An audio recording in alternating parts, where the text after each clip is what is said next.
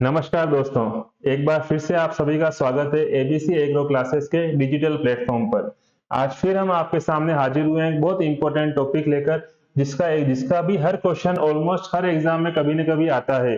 फिर चाहे वो जेट का एग्जाम हो, आईसीआर हो, सीयूटी हो, आपके 11th 12th हो या कोई सा भी आगे कॉम्पिटिटिव एग्जाम हो, उस हर एग्जाम के अंदर इस टॉपिक से एक न एक क्वेश्चन तो बनता ही है। तो मित्रों, स्टार्ट करते हैं आज के इस महत्वपूर्ण टॉपिक को, जिसका नाम है, लिखा हुआ है, खरपतवार।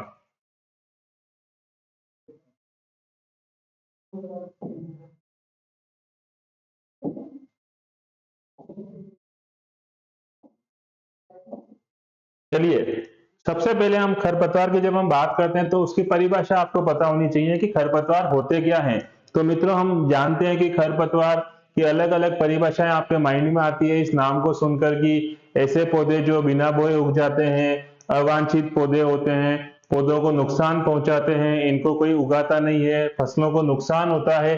ये सब बातें सही हैं, लेकिन जब आपसे परिभाषा पूछी जाती है कि खरपतवार की परिभाषा क्या होगी मित्रों, तो उसकी एक फिक्स परिभाषा होती है। उस परिभाषा को देखिएगा आप। ऐसे अवांछित पौधे, जो अभी आपने बताया कि इसमें अलग अलग नाम की परिभाषा चल रही है, तो आपको याद रखना सबसे इंपॉर्टेंट परिभाषा है, ऐसे अवांछित पौधे होते हैं जो वहां पाए जाते हैं जहां उनकी आवश्यकता नहीं होती है। ये खरपतवार की एग्जैक्ट परिभाषा है। एग्जैक्ट अगर आपको समझाना चाहें कि क्या है खरपतवार, तो खरपतवार वे अवांछित पौधे होते हैं जो वहां पाए जाते हैं जहां उनकी आवश्यकता नहीं होती है। ये याद रखिएगा, खरपतवार मीन्स वीड। वीड खरपतवार वे अवांछित पौधे होते हैं जो वहां पाए जाते हैं जहां उनकी आवश्यकता नहीं होती है। अब अगर आपसे पूछें कि खरपतवार विज्ञान का जनक किसे कहा जाता है, सर्वप्रथम इस खरपतवार शब्द के बारे में जो बात की गई थी वो एक वैज्ञानिक ने करी थी। उनका नाम है जेथरो टुल, और इसीलिए जेथरो टुल को क्या कहा जाता है मित्रों, खरपतवार विज्ञान का जनक कहा जाता है। फादर ऑफ वीड साइंस किसको कहा जाता है, तो आपका आंसर होगा किसको, जेथरो टुल को। तो ये खरपतवार की एग्जैक्ट परिभाषा है, वे अवांछित पौधे जो वहां पाए जाते हैं जहां उनकी आवश्यकता नहीं होती है। इस तरह से आपको इसकी परिभाषा याद करनी है। और अगर आपसे पूछे खरपतवार विज्ञान का जनक किसे कहा जाता है, तो उसका आंसर है मित्रों जेथरो टुल को। चलिए आगे चलते हैं। फिर देखिए, खरपतवार में आपको एक इंपॉर्टेंट क्वेश्चन पूछा जाता है, सापेक्ष खरपतवार क्या होते हैं। खरपतवार तो आपको समझ में आ गया, लेकिन अगर आपसे पूछे कि सापेक्ष खरपतवार क्या होते हैं मित्रों, तो देखिएगा, एक फसल के खेत में दूसरी फसल के पौधों का उग जाना। याद रखिएगा, एक फसल के खेत में दूसरी फसल के पौधों का उग जाना, जब हम इस तरह की बात करते हैं तो उसे क्या कहा जाता है, सापेक्ष खरपतवार। एक फसल के खेत में दूसरी फसल के पौधों का उग जाना, इसे हम कहेंगे, ये किस तरह के एग्जाम्पल हो गए मित्रों, सापेक्ष खरपतवार के। अब देखिएगा, जैसे कोई पूरा खेत गेहूं के, एक पूरे खेत के अंदर गेहूं बोया हुआ है, उस गेहूं के पूरे खेत के अंदर दो या तीन या चार या पांच पौधे अगर सरसों के उग जाते हैं, तो उस केस में सरसों क्या हो गया मित्रों, वहां पे सापेक्ष खरपतवार का उदाहरण हो गया। तो आप याद रखिएगा, सापेक्ष खरपतवार होता फसल का बीज ही है, लेकिन वो वहां मिलता है उस खेत में जहां उसकी आवश्यकता उस समय नहीं थी। तो गेहूं के खेत में अगर सरसों का एक या दो पौधे उग जाते हैं, तो उसे उस केस में क्या कहा जाएगा, सापेक्ष खरपतवार कहा जाएगा। अब ये प्रश्न बनता है कि ऐसा क्यों हुआ, कारण क्या है। तो देखिए, उसका कारण होता है अशुद्ध बीज की बुआई। जब आप बीज को बोते हो तो उसमें मिक्सिंग अगर हो जाती है किसी भी कारण से, अगर याद ध्यान नहीं रहा, तो हम क्या बोलेंगे, उसके अंदर अशुद्ध बीज की बुआई थी। इसी कारण से गेहूं के खेत के अंदर कुछ पौधे सरसों के उग गए, तो इसे कहा जाता है सापेक्ष खरपतवार। चलिए आगे देखते हैं। नेक्स्ट देखिएगा, एक इंपॉर्टेंट क्वेश्चन आता है, गेहूं के 5 चौड़ी पत्ती वाले खरपतवार के नाम बताइए। चौड़ी पत्ती वाले खरपतवार होते हैं, संकरी पत्ती वाले खरपतवार होते हैं। यहाँ पे प्रश्न पूछा गया है, 5 चौड़ी पत्ती वाले खरपतवारों के नाम लिखिए। तो वो नाम आपके सामने लिखे हुए हैं, आप जानते हैं, बथुआ, कृष्णनील, हिरनखुरी, बायसुरी, लहसुआ या जंगली चौलाई। जो भी आपको ध्यान हो, आप इसमें से 3 या 4 नाम याद कर सकते हैं। प्रश्न ये लिखा हुआ है गेहूं के 5 चौड़ी पत्ती वाले खरपतवारों के नाम लिखिए। तो इस तरह से ये 5 नाम आपको पता होने चाहिए। ठीक है मित्रों, आगे देखते हैं। खरपतवार से मनुष्य पर होने वाले दुष्परिणाम लिखिए। ये हम सब जानते हैं कि खरपतवार से मनुष्य को बहुत सारी हानियां होती हैं। उसी के ऊपर एक प्रश्न लिखा हुआ है, खरपतवार से मनुष्य पर होने वाले दुष्परिणाम लिखिए। तो देखिएगा मित्रों, पहला दुष्परिणाम है सरसों। जो फसल होती है सरसों, उस सरसों के बीच में अगर एक खरपतवार है, उसका नाम है सत्यानाशी। सरसों के बीज में सत्यानाशी के बीज मिलाने से कैसा प्रभाव होता है मित्रों? जहरीला प्रभाव होता है। जिस रोग को एक नाम दिया गया है, अगर आपने नाम सुना हो, उसे कहा जाता है ड्रॉपसी रोग। ड्रॉपसी। सरसों के बीज में सत्यानाशी के पौधे के बीज मिलाने से एक रोग होता है जिसे कहा जाता है ड्रॉपसी। दूसरा देखिएगा, गाजर घास, जो आप जानते हो हर जगह आपने खाली जगह पे देखा होगा, वो गाजर घास उगी हुई रहती है। किसी भी खेत के किनारे जाओ, किसी नदी के किनारे जाओ, किसी रोड के किनारे जाओ, वहां पे जो घास उगी रहती है, जो खरपतवार होती है, जिसे गाजर घास कहा जाता है। इस गाजर घास से मित्रों मनुष्य में क्या होती है? एलर्जी हो जाती है। मनुष्य की त्वचा में गाजर घास से एलर्जी हो जाती है। तो ये दो दुष्प्रभाव आप याद रखिएगा। सरसों के बीज में सत्यानाशी मिलाने से ड्रोप्सी नामक रोग हो जाता है। दूसरा, गाजर घास से मनुष्य में एलर्जी हो जाती है। ये इसके दुष्परिणाम है। देखिएगा आगे,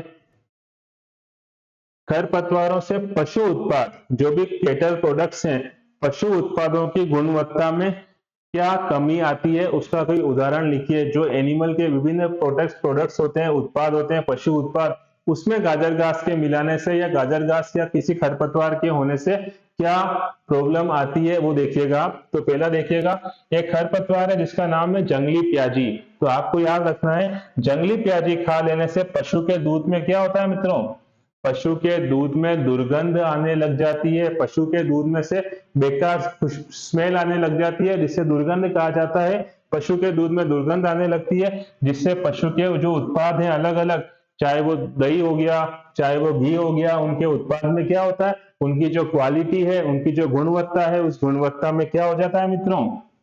कमी आ जाती है। तो ये आप याद रखिएगा कि खरपतवार से पशु उत्पादों में क्या नुकसान होता है? ये नुकसान होता है। चलिए देखिएगा, नेक्स्ट प्रश्न की बात करते हैं। आपके सामने एक प्रश्न लिखा हुआ है, दो अवर्णात्मक शाकनाशियों के उदाहरण लिखिए या नाम लिखिए। शाकनाशी दो तरह के होते हैं, आपने नाम सुना होगा, एक होता है वर्णात्मक, एक होता है अवर्णात्मक। वर्णात्मक का मतलब होता है सेलेक्टिव, अवर्णात्मक का मतलब होता है नॉन सेलेक्टिव, जिसका कोई चयन नहीं होता। तो आप याद रखिएगा, इसके अंदर जो क्वेश्चन आ रहे हैं, ऑप्शन आ रहे हैं, वो ऑप्शन है शाकनाशी, जिसे बोलते हैं हर्बिसाइड। अगर आपने नाम सुना होगा, वीडीसाइड, जो ऐसे रसायन जो खरपतवार को नष्ट करते हैं, उन्हें शाकनाशी या हर्बिसाइड या वीडीसाइड कहा जाता है। उसके उदाहरण देखिएगा मित्रों, डाइक्वाट, पैराक्वाट, और तीसरा नाम है ग्लाइफोसेट। ये तीनों किसके उदाहरण है? तो आप याद रखिएगा, ये तीनों किसके उदाहरण है? अवर्णात्मक शाकनाशी के उदाहरण होते हैं। देखिएगा, अब देखिए अभी हमने जो बात करी थी उसी की आगे बात करते हैं। इसमें लिखा हुआ है अवांछित खरपतवार किसे कहा जाता है। अब देखिए, हमने पहले बात करी थी एक फसल के अंदर दूसरा पौधा उग जाना। यहाँ पे मित्रों डिफरेंस क्या आ रहा है? यहाँ पे लिखा हुआ एक फसल की कोई वेराइटी, उसके अंदर किसी दूसरी वेराइटी के, एक फसल की किसी एक किस्म के अंदर दूसरी किस्म के पौधों का उग जाना, उस केस में उसे क्या कहा जाएगा मित्रों?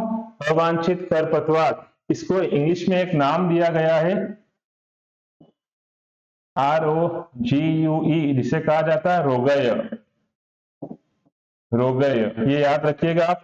तो एक फसल की किस्म में जब किसी दूसरी किस्म का पौधा उग जाता है, तो उसे उस केस में क्या कहा जाता है? अवांछित खरपतवार। और इसे हिंदी में, इंग्लिश में क्या बोलते हैं? रोगय। तो आप याद रखना, ऐसे पौधों को हटाने की जो क्रिया होती है, उसे क्या कहा जाता है मित्रों? उसे कहा जाता है रोगिंग। याद रखिएगा, उसे क्या कहा जाता है? रोगिंग कहा जाता है। तो एक किस्म के पौधों के अंदर दूसरे किस्म के पौधों का उग जाना अवांछित खरपतवार कहा जाता है, और उसे हटाने की क्रिया को रोगिंग कहा जाता है। नेक्स्ट देखिएगा, खरपतवार विस्तार क्या है? विस्तार का मतलब होता है मित्रों उसका फैलना। किस तरह से खरपतवार फैलता है, डिस्पर्सन कैसे होता है वीड का या खरपतवार का, उसकी जब हम बात करते हैं तो देखिएगा कोई भी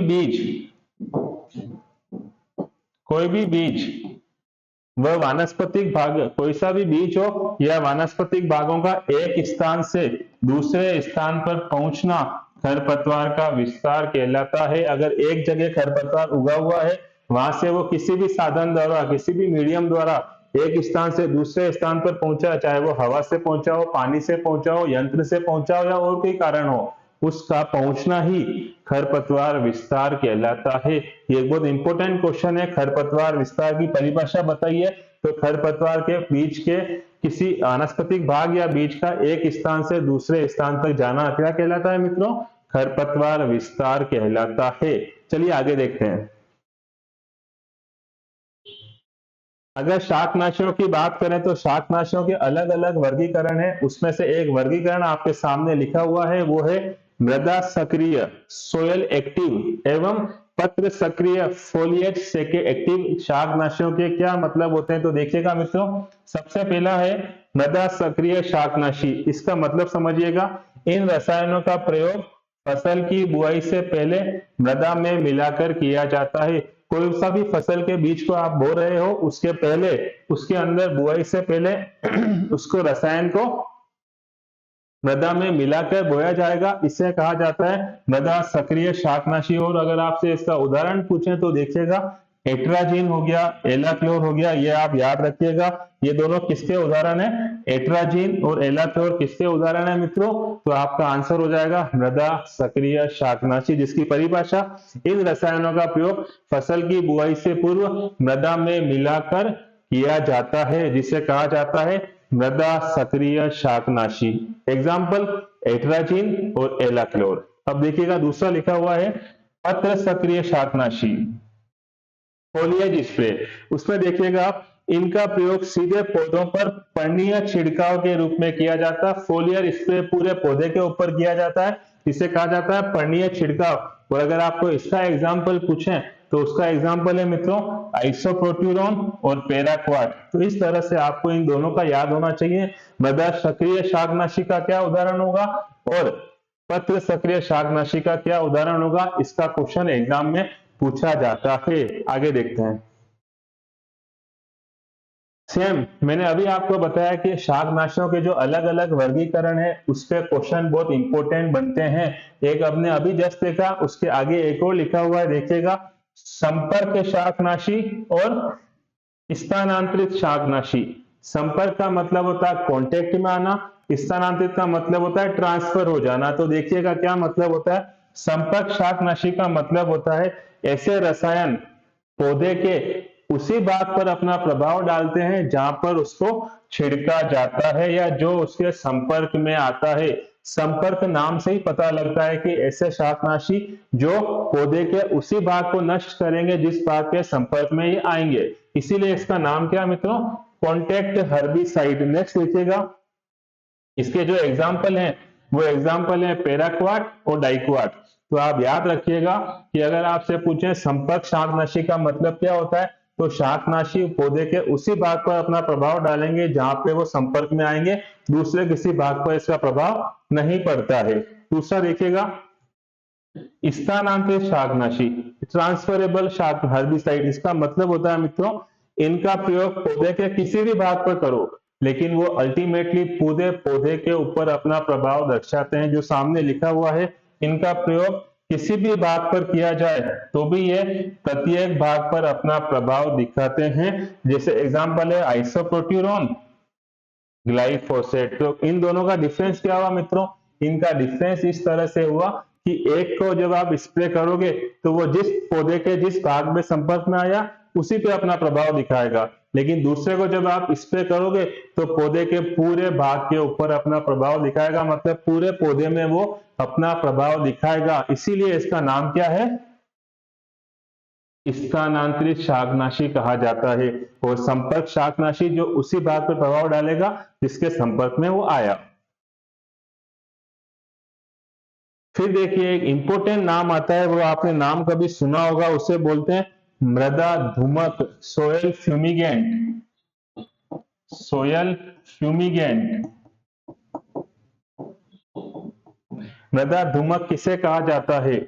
इन शाकनाशियों की गैस या वाष्प क्या होती है? मृदा में फैलकर वनस्पति को नष्ट कर देती है, इसे कहा जाता है मृदा धूमक। अगर आपसे पूछे तो किस तरह से अटैक करेगी?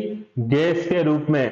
तो याद रखिएगा, ऐसे शाकनाशियों की गैस या वाष्प मृदा में फैलकर वनस्पति को नष्ट कर देती है। उदाहरण अगर आपसे पूछे इसका तो देखिएगा, एक तो CO2,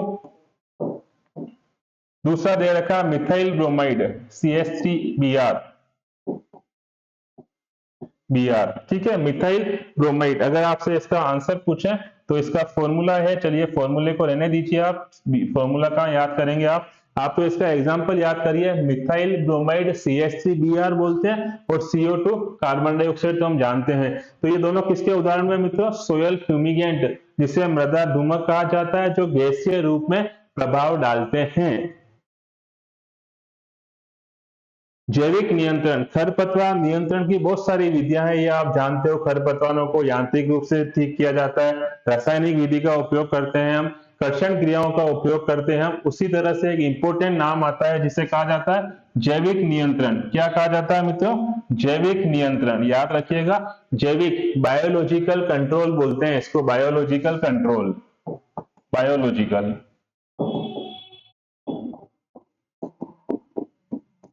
जैविक नियंत्रण की अगर परिभाषा आपसे पूछे तो देखिएगा लिखी हुई है, खरपतवार के प्राकृतिक शत्रुओं का उपयोग करके उनकी संख्या में कमी करना कहलाता है जैविक नियंत्रण। जो भी कोई खरपतवार है खेत में, उसका जो प्राकृतिक शत्रु है, अगर आप उसका उपयोग करके उसकी संख्या को कम करोगे या उसे नियंत्रण में करोगे, उसे क्या कहा जाएगा? उसे कहा जाएगा खरपतवारों का जैविक नियंत्रण।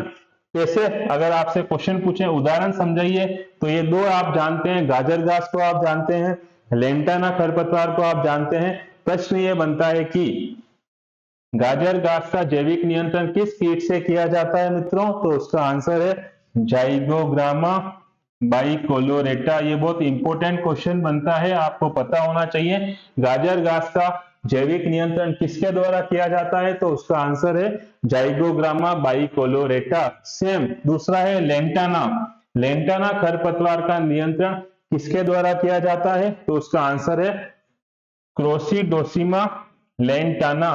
तो ये दो क्वेश्चन बहुत इंपॉर्टेंट है, दो एग्जांपल बहुत इंपॉर्टेंट है जो आपको पता होना चाहिए कि जैविक नियंत्रण का मतलब होता है कीटों का उपयोग करके या प्राकृतिक शत्रुओं का उपयोग करके उनकी संख्या में कमी करना। और किस तरह से एग्जांपल पूछे तो गाजर घास का दे रखा है जाइगोग्रामा बाइकोलोरेटा, और लेंटाना का मतलब होता है लेंटाना का नियंत्रण हम करते हैं किससे मित्रों? क्रोसिडोसिमा लेंटाना से। तो देखिए, इस तरह से आज हमने खरपतवार के कुछ बहुत इंपॉर्टेंट क्वेश्चंस को लिया है जो करीब करीब हर एग्जाम में किसी न किसी रूप से पूछे जाते हैं। और 12वीं में तो इसका पूरा अलग से चैप्टर दे रखा है खरपतवार नाम से, और उसके सारे लघुत्तरात्मक क्वेश्चन को हमने कवर करने की ट्राई करी है। तो आशा करता हूं कि आज का आपको ये वीडियो समझ में आया होगा। उम्मीद करता हूं कि आप इसी चैनल से जुड़े रहेंगे। धन्यवाद।